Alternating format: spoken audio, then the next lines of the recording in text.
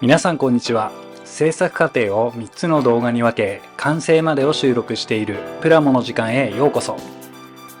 今回はシルビアの系譜を深めたく180と同時制作することになった S12 ガゼールをご紹介しつつ制作です。早速キットの開封とともに S12 ガゼールのことを紐解いていきましょう。 S12 ガゼールがデビューしたのが1983年8月のこと。先代モデルから初めて用意されたシルビアの姉妹車であります。同時デビューした S12 シルビアとの相違点は、まずは販売店の違い。シルビアは日産サニー店系列で販売され、ガゼールは日産モーター店系列で販売となりました。車両内容はほとんどがシルビアと一緒で、パッと見で見分けられるとしたら、グリルとテールランプ、もしくは各車両に設定された専用のツートンカラーで見分けることができます。ボディ形状は先代と同様2ドアノッチバッククーペと3ドアハッチバッククーペ、2種のボディバリエーションが用意されています。当時日本国内で大流行中のリトラクタブルヘッドライトを備え、ウェッジシェイプを強調したスタイリングを特徴とし、エンジンも 1.8 リッターから30スカイライン RS ターボ譲りの FJ20 型ターボまでの4種類が用意され、各グレードで販売展開されました。キットのモデルである RSX は薄いノーズにヘッドの大きな FJ20 エンジンを搭載することにより、ボディに巨大なパワーバルジを付加。190馬力を発揮した DOHC ターボモデルは当時の日本でも最も速い車の一つでした。その後1988年にシルビアがフルモデルチェンジ、 S13 型に進化した際にはガゼールの後継は用意されることなくシルビアに吸収され、ガゼールは S12 の代で幕を閉じました。そんな絶滅危惧種ともいえるガゼールですが、シルビアとともに人気を博しプラモデルにもなった一台。今回は富士見から販売されているガゼールを製作していきます。まずは仮組みから。箱を開けパーツを確認してみたところ、パーツ点数は近年のカーモデルと比べると少なめでシンプル。シャシーもこの年代に富士見から展開された共通シャシーで、薄い1枚の板のようなシャシーから板シャシーとも言われています。キット付属のインパルスホイールを組み付けていきますが、フロントの足回りはネジで固定する仕様、リアはシャフトで固定するタイプで、ともに車高調整が可能です。板シャシーなのでインテリアも軽く仮組みし、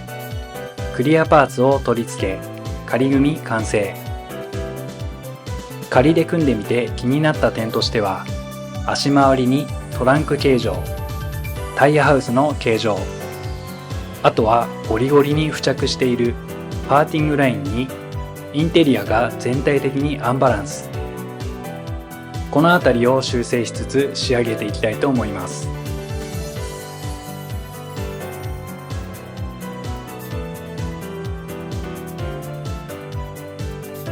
次に筋彫りを行っていきます。使用しているツールはタミヤ製の筋彫り調光ブレードで、 0.15mm の刃を装着したものと 0.2mm の刃を装着したものを使い分けています。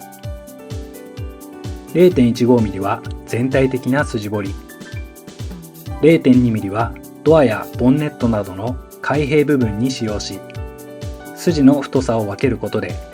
リアルさが出るよう調整しています。リアルな完成度を追求するにあたり、パーツそれぞれに対し筋を入れておかないと、塗装を重ねた時に溝が塗料で埋もれてしまい、シャープさが欠けてしまうので、そうならないためにもしっかり丁寧に彫っていきます。といってもあまり深くしすぎると不自然なシルエットになってしまったり、パーツが貫通し割れてしまう場合もありますので、あくまでも軽いタッチで、それぞれ3から5往復を目安に。筋を入れる際、ブレードが筋からはみ出し、ボディに傷がついてしまわないよう慎重に掘っていきました。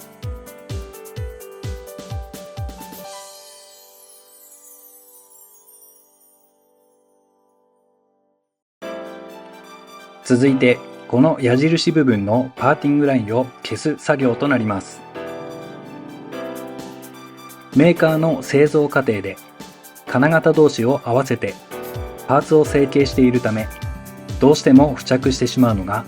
パーティングラインやバリです。これを消すのと消さないのでは仕上がりに大きく影響を与えることに。パーティングラインの確認方法としては、大体のカープラモデルは真上から見た際、縦一直線に入っている場合が多く、実際に指で触り、段差を確かめながら作業を進めていきます。作業手順としては、320番から800番程度のペーパーヤスリで、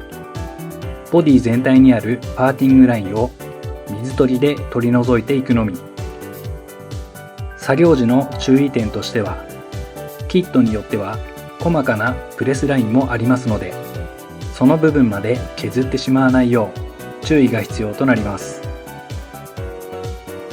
他にも前後バンパー周辺やボンネットと A ピラーが交差する箇所、特に前後バンパー周辺は頑固なラインが形成されていることが多いので、根気よく処理をしていきます。続いてボディの調整加工です。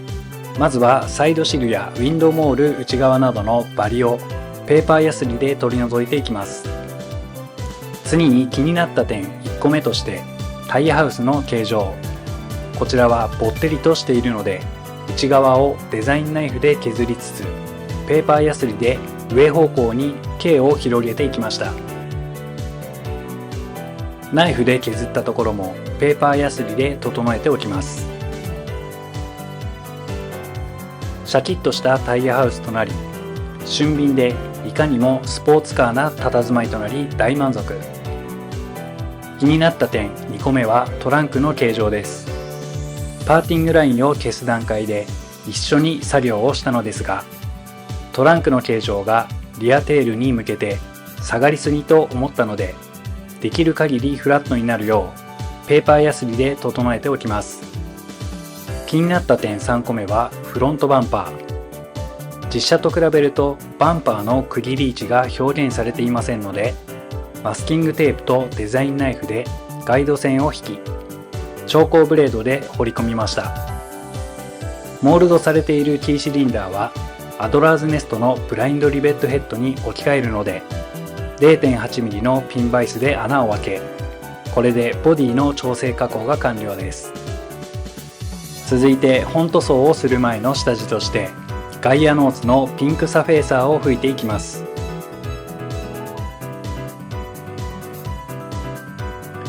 この下地処理は深いツヤのある仕上がりを目的とするのであれば必須作業。パーティングラインを消すためにボディ表面を削ったり、ヤスリの跡が残ってしまった場合は必ずサフェーサーを拭いて本塗装の前に表面を滑らかにしておくことが大事です。いかに下地処理の段階から滑らかな表面を作り上げることができるかということが重要かと思いますし、何より下地の段階からこの表面を意識しておくと、後々表面仕上げの工程で凹凸が少なく仕上がるので、作業時間を短縮でき効率が上がります。サフェーサーを拭き、パーティングラインや傷も消え、綺麗なボディラインになったことを確認し、次の作業に移っていきますが、今回はここまで。